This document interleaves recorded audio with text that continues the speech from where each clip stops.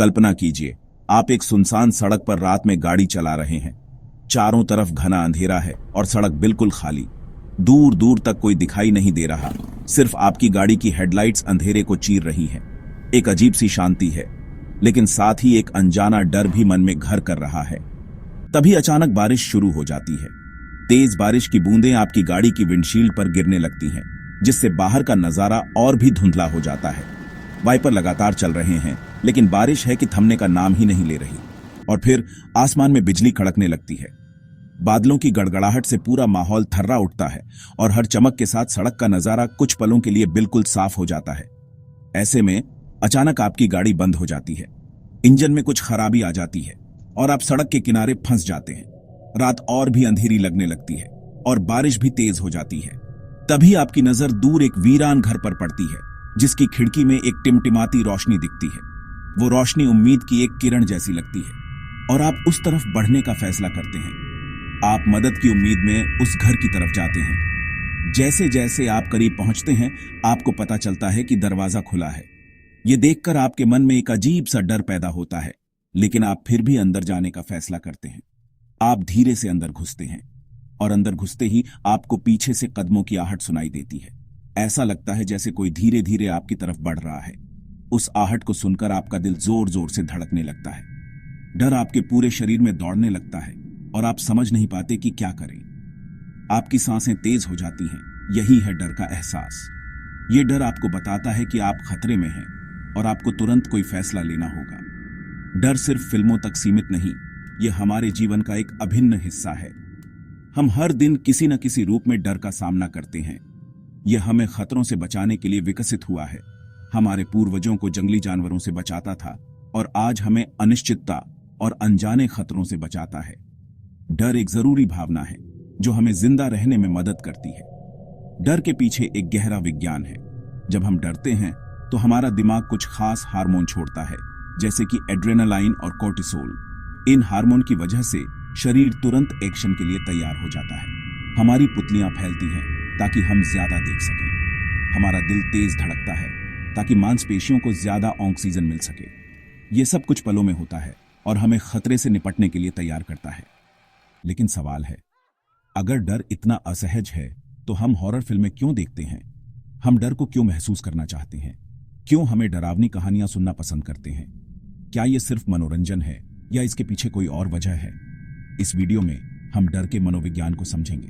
क्यों डर हमें आकर्षित करता है और इसका हमारे जीवन पर क्या असर है।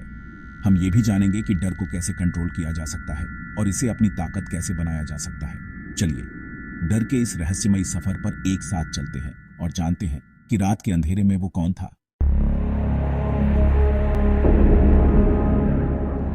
इस वीडियो में दिखाई गई सभी जानकारी और कहानियां इंटरनेट रिसर्च पर आधारित हैं। इन कहानियों की सत्यता की पुष्टि नहीं की जा सकती है। हमारा उद्देश्य मनोरंजन करना है, किसी भी अंधविश्वास को बढ़ावा देना नहीं है।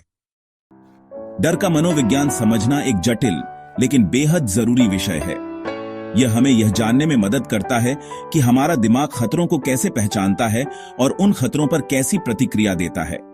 डर सिर्फ एक भावना नहीं है, बल्कि यह एक जटिल प्रक्रिया है जो हमारे अस्तित्व के लिए महत्वपूर्ण है। और यह सिर्फ इंसानों में नहीं, बल्कि जानवरों में भी समान रूप से मौजूद है। खतरे से बचने की यह मूलभूत प्रवृत्ति हर जीवित प्राणी में पाई जाती है, जो उन्हें जीवित रहने में मदद करती है। डर हमारे शरीर का एक अंतर्निहित अलार्म सिस्टम है। यह बिल्कुल वैसे ही काम करता है जैसे घर में लगा स्मोक अलार्म। जैसे ही कोई खतरा महसूस होता है, यह अलार्म तुरंत बज उठता है, हमें सचेत करता है और कार्रवाई करने के लिए प्रेरित करता है। डर की यह पूरी प्रक्रिया दिमाग के एक छोटे से हिस्से, जिसे एमिगडाला कहते हैं, से शुरू होती है। यह हमारे दिमाग का खतरा डिटेक्टर है। एमिगडाला हर समय सतर्क रहता है और खतरे के संकेतों की तलाश करता रहता है। जैसे ही एमिगडाला को कोई डरावना संकेत मिलता है, वह तुरंत शरीर को अलर्ट कर देता है। यह अलर्ट एक तीव्र और तत्काल प्रतिक्रिया होती है जो हमें खतरे से निपटने के लिए तैयार करती है। इसके बाद शरीर तुरंत लड़ो या भागो मोड में चला जाता है। यह एक स्वचालित प्रतिक्रिया है जो हमें खतरे का सामना करने या उससे दूर भागने के लिए तैयार करती है। इस प्रक्रिया में एड्रेनालाइन और कोर्टिसोल जैसे तनाव हार्मोन तेजी से निकलते हैं, जो शरीर को ऊर्जा प्रदान करते हैं और उसे खतरे से निपटने के लिए तैयार करते हैं। इन हार्मोन के प्रभाव से दिल तेज धड़कता है, सांसें गहरी और तेज हो जाती हैं ताकि शरीर को अधिक ऑक्सीजन मिल सके। हमारी इंद्रियां और भी सतर्क हो जाती हैं ताकि हम खतरे को बेहतर ढंग से देख, सुन और महसूस कर सकें। लेकिन डर सिर्फ एक शारीरिक प्रतिक्रिया नहीं है, यह भावनात्मक रूप से भी हमें प्रभावित करता है। बचपन की कोई डरावनी घटना, कोई दर्दनाक अनुभव या समाज से सीखे गए डर, ये सभी चीजें हमारे डर को आकार दे सकती हैं। ये अनुभव हमारे दिमाग में विशिष्ट पैटर्न बना देते हैं, जिससे हम कुछ खास चीजों या स्थितियों से डरने लगते हैं। इस प्रक्रिया को सीखा हुआ डर कहते हैं। डर हमारी यादों और हमारी संस्कृति से भी गहराई से जुड़ा हुआ है। भूत प्रेत, अंधेरे या कुछ खास जगहों से डरना अक्सर हमारी संस्कृति में प्रचलित कहानियों और मान्यताओं से आता है, जो पीढ़ी दर पीढ़ी चली आ रही हैं। क्या आपने कभी सोचा है कि जो चीज हमें डराती है, उसी की ओर हम क्यों खींचे चले जाते हैं? यह एक विरोधाभास है, एक पहेली है जो सदियों से मानव मन को उलझा रही है। क्यों हम डर के मारे कांपते हुए भी हॉरर फिल्मों के लिए टिकट खरीदते हैं या भूतिया कहानियों को सुनने के लिए रात में जागते रहते हैं? इसका सबसे बड़ा कारण है सुरक्षित खतरे का अनुभव। यह एक मनोवैज्ञानिक घटना है जहां हम डर का अनुभव करते हैं, लेकिन एक नियंत्रित और सुरक्षित वातावरण में। हॉरर फिल्में देखना या रोलर कोस्टर पर सवारी करना, हम जानते हैं कि यहां कोई असली खतरा नहीं है, यह सब एक भ्रम है, एक खेल है। लेकिन रोमांच असली है, डर की भावना वास्तविक है और यही हमें आकर्षित करती है। डर के दौरान हमारे दिमाग में एड्रेनालाइन और डोपामाइन जैसे रसायन निकलते हैं। एड्रेनालाइन हमें सतर्क करता है, हमारी इंद्रियों को तेज करता है, जबकि डोपामाइन हमें खुशी और उत्साह का एहसास कराता है। यह एक अनोखा अनुभव है, एक साथ डर और खुशी का एहसास। यह एक ऐसा मिश्रण है जो हमें उत्तेजित करता है, हमें जीवंत महसूस कराता है।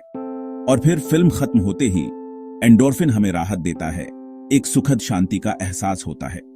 डर के बाद यह राहत और भी गहरी महसूस होती है। यही रश, यही रोमांच हमें बार बार डरावनी चीजों की ओर खींचता है।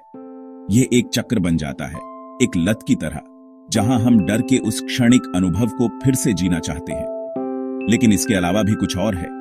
इंसान स्वभाव से जिज्ञासु है। हम अज्ञात को जानने के लिए, रहस्यों को सुलझाने के लिए हमेशा उत्सुक रहते हैं। मौत, आत्माएं, रहस्यमय शक्तियां, ये सभी विषय हमें आकर्षित करते हैं क्योंकि वे हमारी समझ से परे हैं। वे हमें सोचने पर मजबूर करते हैं। डरावनी कहानियां हमें इन अनजानी दुनिया की एक झलक देती हैं, हमारी कल्पना को उड़ान देती है, हमें वास्तविकता से परे सोचने के लिए प्रेरित करती है। और अंत में डर का सामना करना हमें मनोवैज्ञानिक संतुष्टि देता है। यह हमें अपनी कमजोरियों पर काबू पाने और मजबूत बनने का एहसास कराता है। डरावनी फिल्म को अंत तक देखना या किसी भूतिया घर से सुरक्षित बाहर निकलना, हमें लगता है कि हमने अपने डर पर विजय प्राप्त कर ली है, हमने अपनी सीमाओं को पार कर लिया है। तो डरावनी चीजों का आकर्षण सिर्फ मनोरंजन नहीं है, यह उससे कहीं बढ़कर है, बल्कि यह हमारी जिज्ञासा को शांत करने, खुद को साबित करने की इच्छा को पूरा करने और अपनी सीमाओं को परखने का एक तरीका भी है। यह मानव स्वभाव की गहराई में झांकने का एक अवसर है। डर के समय हमारा दिमाग हाई अलर्ट मोड में चला जाता है। एमिगडाला तुरंत प्रतिक्रिया देता है, जैसे अंधेरे में सांप दिखा तो हम उछल पड़ते हैं। एक रास्ता सीधा एमिगडाला तक जाता है, रिफ्लेक्स एक्शन। दूसरा रास्ता सेरेब्रल कॉर्टेक्स तक जाता है, जो सोचता है क्या सच में खतरा है या भ्रम। अगर खतरा असली नहीं तो दिमाग शरीर को शांत करता है, अगर असली है तो डर और तेज हो जाता है। इस दौरान एड्रेनालाइन और कॉर्टिसोल निकलते हैं, तुरंत ऊर्जा, ब्लड प्रेशर बढ़ता है, इम्यून सिस्टम दब जाता है। इसलिए लंबे समय तक डरने से थकावट होती है। हिप्पोकैम्पस डरावने अनुभवों को याद रखता है ताकि भविष्य में बच सके। लेकिन कभी कभी ये यादें समस्या बन जाती हैं, जैसे पीटीएसडी में। हॉरर फिल्में हमारे मनोविज्ञान के साथ खेलती हैं। जंप स्केयर जैसी तकनीकें सीधे हमारे डर वाले हिस्से को सक्रिय करती हैं। हम सोचने से पहले ही डर जाते हैं। सस्पेंस, डरावना संगीत, अंधेरे लोकेशन, ये सब मिलकर तनाव और अनिश्चितता का माहौल बनाते हैं। हमारा दिमाग लगातार अनुमान लगाता है, आगे क्या होगा। हम किरदारों के डर को महसूस करते हैं, इसे विकेरियस फियर कहते हैं। यह हमें अपनी भावनाओं को सुरक्षित दायरे में समझने का मौका देता है। हर किसी पर हॉरर फिल्मों का असर अलग होता है। कुछ के लिए रोमांच, कुछ के लिए बेचैनी, खासकर बच्चों या संवेदनशील लोगों के लिए।